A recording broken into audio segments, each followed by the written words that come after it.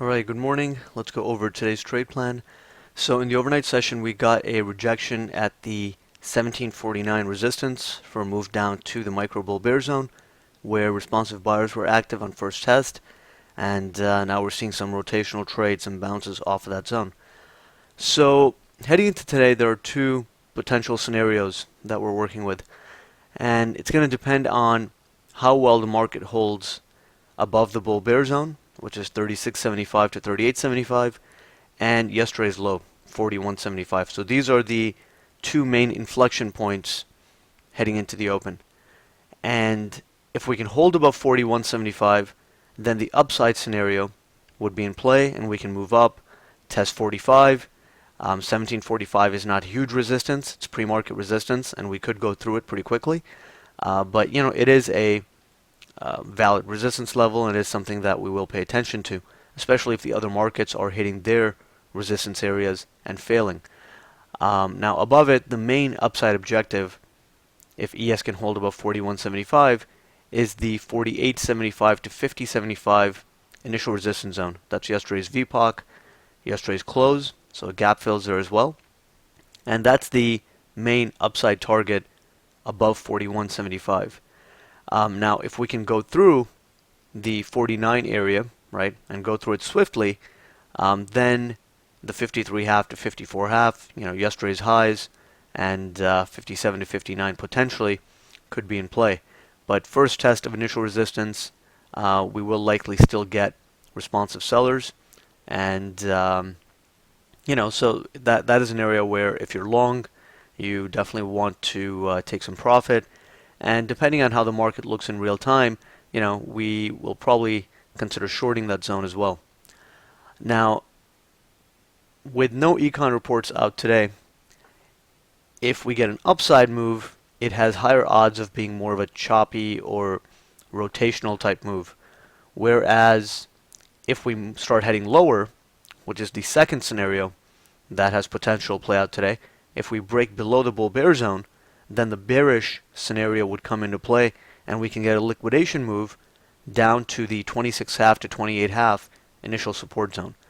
So on the upside, we're expecting more of a choppy type move, right? The behavior of the market might be more rotational, where price goes up to maybe 45, gets rejected first time, then kind of pulls back a bit, then tries going up again and hits initial resistance, meets some sellers, rotates again, and then tries to go a little bit higher.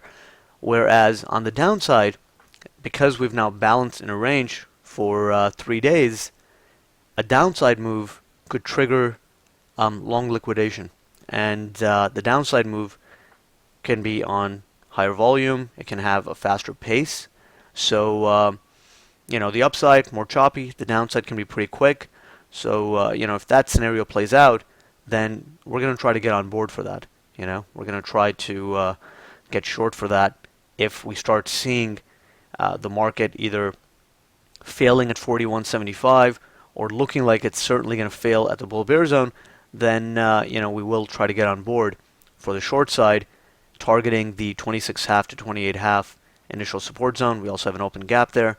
Now, first test of that zone, given the bigger picture bullish context, can still attract responsive buyers and result in a 4 to 6 point bounce on first test.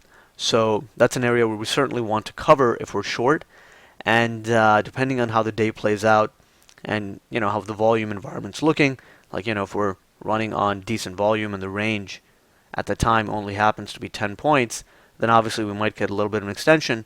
But regardless, initial support can still work out as a long setup as well. If we break below initial support, because the bigger picture is still bullish, we can still expect responsive buyers at the support zones below. So at 20.75 to 22.75, we can still expect buyers on first test. 17 to 19, same thing. We can still get a pretty decent buy response on first test, and those are pretty extended zones down there anyway, so it would be exhausting the range by the time it heads there. But right now those are not really in focus, so we don't have to worry about it. Right now the main levels that we're focusing on is really the bull bear zone, 36.75 to 38.75, and the 41.75 previous day low. That's really going to be key, and it's going to help us determine which scenario is in play, and then put on trades accordingly, right? If the upside scenario is in play, then we're buying pullbacks. If the downside scenario starts to come into play, then we're going to start getting short pretty aggressively.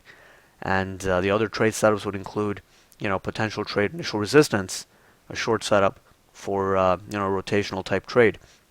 So let's see how we react off the open. If you're watching the other markets, the 1107.5 to 1109.5 is resistance in TF, and in NQ on the upside now we have resistance around the let's see here, around like 51 to 57 is resistance in NQ.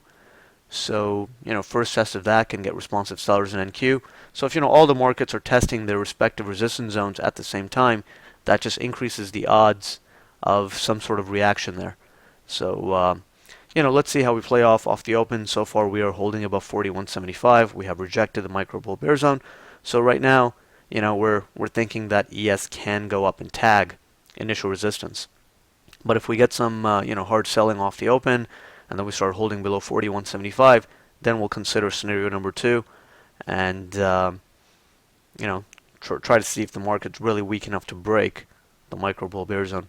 So these are our main inflection points heading into the open. Let's see how we start the day, and we'll take it from there.